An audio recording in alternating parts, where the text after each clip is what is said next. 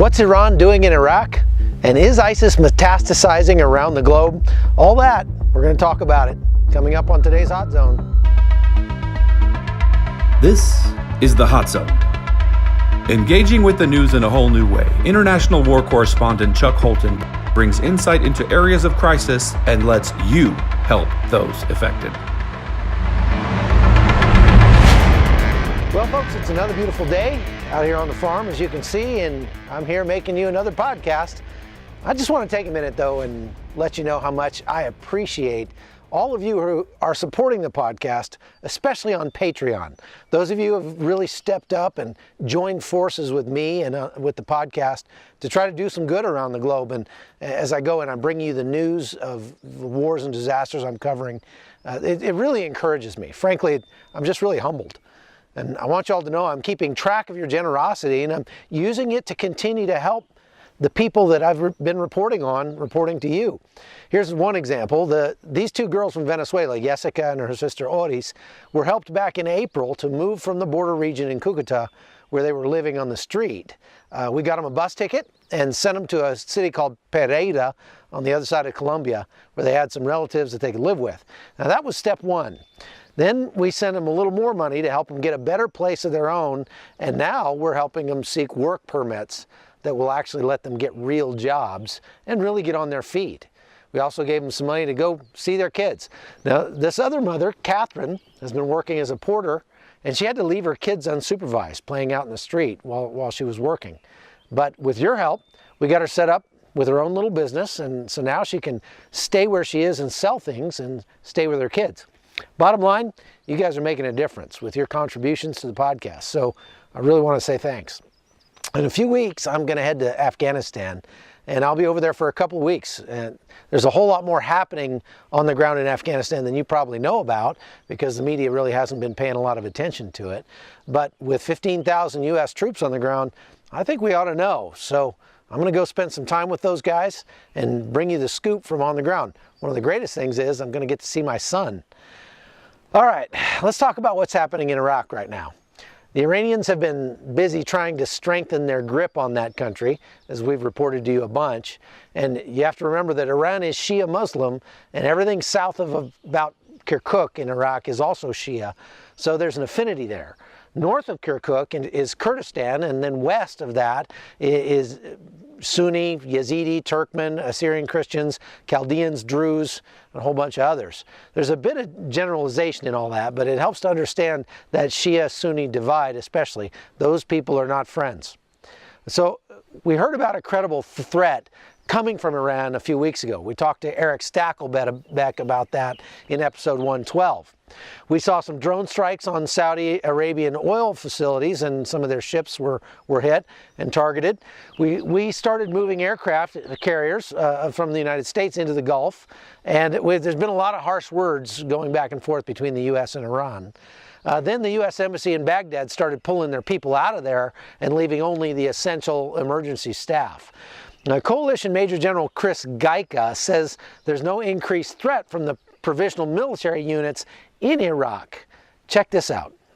So we've seen no change in the posture or the laydown of the PMF, and of course the PMF is a moniker for a very broad range of groups. So I think it's important to say that many of them are compliant, and we have seen, as I say, no change in their posture since the recent exchange between the United States and Iran, and we hope and expect that that will continue. Has been talking about the threat that they potentially pose to coalition troops. Am I concerned about the danger? No, not really. We take a range of force protection measures for operating in this part of the world against a whole range of threats. And we review them regularly. We've reviewed them, obviously, in the light of the events of the last week or so.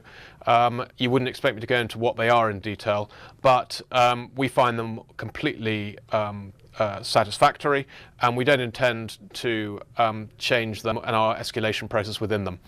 I'm interested in seeing, have you seen? Okay, but I want you to understand that PMUs are not the only Iranian threat in Iraq. Now, those units are owned pretty much by Iran, but last week the State Department issued the security alert to non-essentials in Baghdad and Erbil, specifically because of another threat in Iran. They recommended that people depart Iraq by commercial transportation as soon as they can, avoid U.S. facilities within Iraq, to monitor local media for updates, check out their security plans, and remain aware of their surroundings, like you wouldn't be anyway if you were over there. There was an earlier security alert also on May 12th, which advised all U.S. citizens about the tensions between Iraq and Iran and the United States, told everybody to remain vigilant, and recommended against traveling to Iraq. That's good advice. Probably not a good place to go on vacation right now. Then Sunday night, a rocket was fired from Baghdad into the Green Zone. Now, what is the Green Zone exactly? Well, it's where the U.S. Embassy is. That's the most important thing. And so a rocket landing there, does that mean the general was wrong when he said the PMUs were not a threat? No, not necessarily. Back on episode 64, I interviewed Anne Spicard, and she was in Baghdad when that missile came in. She wrote an article for the Daily Beast that says a senior Iraqi official told her the rocket was fired by Iranian-backed Hezbollah, which makes the case that Iran is testing America by a series of pinprick attacks trying to provoke us.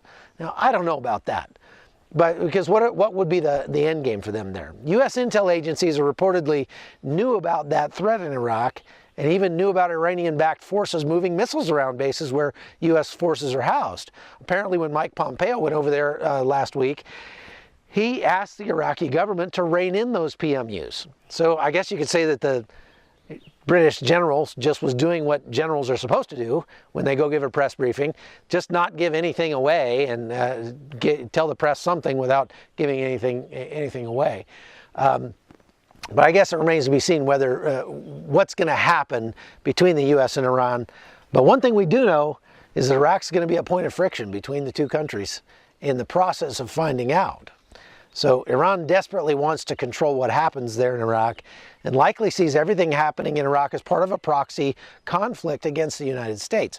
So maybe it is, maybe it's not. But for his part, I think Trump's mostly doing the right thing by talking tough and being willing to back it up with force if he has to. I think if Iran doubts Trump's willingness to let the missiles fly, they might find that to be a costly miscalculation, because I think he'd do it if he felt like he needed to. Now, let's move on and talk about ISIS for a little bit. I think it's pretty well established that the cancerous tumor, so to speak, that was the Islamic State Caliphate in Iraq and Syria has been cut out and removed. But nobody really thinks the cancer's been defeated. Since the terror group is now essentially back to being an insurgency, they're doing their best to spread their ideology, continue spreading it, around the globe on the internet and elsewhere, and they're having some success at that. We've talked about many of these hot zones before: ISIS attacks on churches in Nigeria, Burkina Faso, attacks in Kenya, Sri Lanka, Afghanistan, Libya, Europe, and even the United States. They seem to be really good at turning disaffected and lonely Muslim men into lone wolves, and also in sort of franchising their ideology, as it were, around the globe. Now word comes out of India and Pakistan that ISIS is declaring another new caliphate location, which they call the province of Hind, or Hind. Now this is a region that sort of spans parts of India and Pakistan, maybe in part of Afghanistan. There's some interesting history behind this. This region was once called Khorasan. And take a look at this ISIS recruiting video I found online that talks about the importance of Khorasan, that area. Now, the Prophet, peace be upon him, said an army would march from Khorasan carrying black banners, and they will march onto Al-Quds, defeating those in their way, and they will give victory, they will give support and assistance to who? To Imam Mahdi. They will make the way easy for Imam Mahdi. As we said, where is Khorasan today? In Iran, Afghanistan. We find that an army has appeared in the land of Khorasan. And what banner do they carry? Do they carry the banner of nationalism or Arabism? No. What flag do we find the Mujahideen flying today? The black banner of Tawheed. All of the Mujahideen forces carrying this black banner of Tawheed. And they will march from Afghanistan onto Al-Quds, granting victory and assistance to Imam Mahdi. Now, if we were to say this was possible 20 years ago, you would laugh. How can you march from Afghanistan unto Al-Quds? You're going to face the governments of so many countries. Yet look at what's taking place today. You find Palestine is in a state of war. Next door in Syria is in a state of war. Syria, you can walk in and walk out. To get across the borders, it's no problem. From Syria to Iraq, Iraq is also in a state of war. The borders are uncontrolled. You can walk straight through. There's only one country in between Iraq and Afghanistan, and that is Iran. All right, so you need to remember that ISIS is a Sunni organization, and Iran is Shia. So ISIS sees Iran as an enemy. So these ISIS muftis that made this video think Iran is going to have to go away, or at least get really busy with a war with the United States, so that they'll be too occupied otherwise to stop the ISIS armies from marching from Afghanistan into Iraq, which they call Al-Quds. Now, Indian and Pakistani security forces say there is no new caliphate beginning in their countries. So all this is probably just propaganda, but ISIS has proven that propaganda can be powerful, and it can carry out or at least motivate attacks on churches and other places from the Philippines, Egypt, Sri Lanka, and Europe, and that's just this year. And there have been some pretty massive terror attacks in India as well, though not all of them are attributed to Muslim extremists. But I mean, I'd say probably at least 400 people a year have died in terrorist incidents in India, and there have been probably 4 major attacks there this year alone. Now, one of the things that we learned from the Mumbai terror attacks, which happened 11 years ago, carried out by Muslim extremists, they killed almost 200 people and injured hundreds more. And that these kind of attacks are the hardest ones to combat. That we'd call them massive multi-cell terror attacks. And that's where a team of terrorists sort of coordinates together to hit multiple locations at once to create mass chaos and confusion and bring a city to its knees, which makes it really difficult for emergency services to get around in the traffic. 9/11 was the ultimate massive multi-cell attack. One of the things we learned from that was that the U.S. needs a separate cell network specifically for first responders, since common cell networks get obviously overwhelmed in times of crisis. And we have that now. So think about it. Emergency personnel from dozens of different state, local, and federal agencies, all converging on an emergency in one city. Each of those guys with different tactics, techniques, procedures, different radio frequencies, different levels of training, and all trying to address the same event. It can be a huge cluster gaggle, and we've seen how that inability to seamlessly work together has cost lives, from Mumbai to Miami to Parkland, San Bernardino, other places as well. Well, a friend of mine who's a legend in the Special Forces community, they called him Redbeard, he decided to try and do something about that. He started a training center called Darcy, the Direct Action Resource Center. Check it out.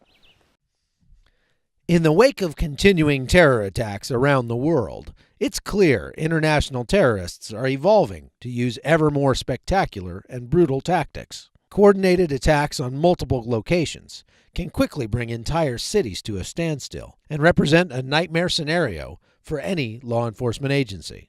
Just outside Little Rock, Arkansas, law enforcement professionals from across the country come to this 700-acre facility to find better ways to respond to such attacks. The Direct Action Resource Center, known as Darcy, has been developing counterterrorism techniques for 2 decades and offers a special course several times each year for law enforcement.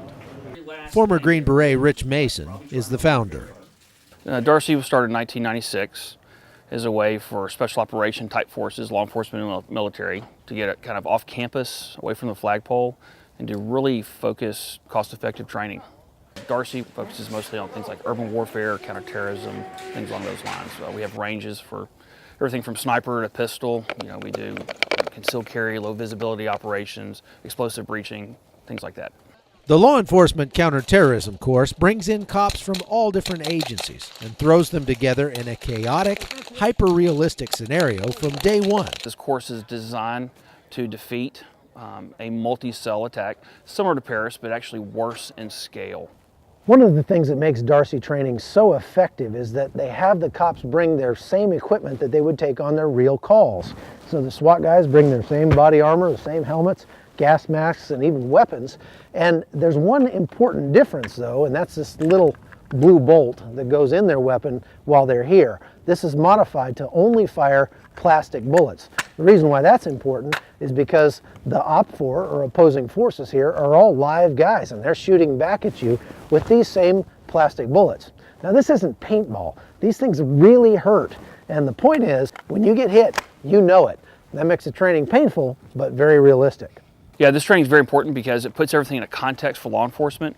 The aggressive nature of something like a lone wolf attack with multiple guys, a multi-cell attack, is different than day-to-day, I guess what they call routine law enforcement operations, even for tactical units. It's mass chaos initially because you're going to get reports coming from a bunch of different directions about a bunch of different issues occurring. Mike Cowan is a Memphis cop who has been to Darcy several times. There are not enough tactical guys on one team to respond to a major event like what we saw in Paris. So we would have to integrate together, and so having the opportunity to train and learn these tactics and then be able to teach these tactics so that we can all be on the same sheet is why we're here. This is training you can't get anywhere else. Lieutenant Chris Amling is a sheriff's deputy in Pulaski County, Arkansas. When you have a guy that is actively trying to hurt you, and it's not for play, I mean, it's real life, you put a lot more into it, you take your time, your breathing goes up, I mean, everything, it feels real. It really does.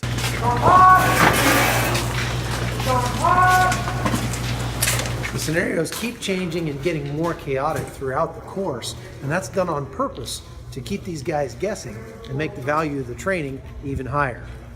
You know, you have everything from suicide vests to being shot at, you know, it's kind of a full spectrum of violence we're able to simulate for the law enforcement entities that come out here. And cops are lining up for the training, many taking vacation time and spending their own money to be here because they understand what's at stake. I mean, it happens here in the States, and we have to prepare for that and be ready for it, whether it's ISIS or whether it's homegrown terrorism. We've got to get this training, we've got to put it on our guys, and we've got to make this real-world experience happen right now. With the next attack likely a matter of when, not if, these men are spending lots of late nights at Darcy, making sure they'll be ready. Knowledge is power, absolutely. The more you know, the more you've experienced, it definitely gives you an edge. From Little Rock, Arkansas, I'm Chuck Holton for CBN News. So we need to be careful to never allow ourselves to take for granted the men and women who give their all to protect us. And they do so day in and day out while you're working, while you're sleeping, and they do it for too little pay. I mean, in reality, we couldn't afford to pay them what they're really worth, but respect doesn't cost anything, and they should have all the respect that we have to offer. So that's it for today's podcast. Thanks for watching. We've got a lot more really good stuff coming up later on this week and next week. I got a great interview last night that you're going to love when I bring that out. So stay tuned. Thanks for watching. I'm Chuck Holton, and this is The Hot Zone.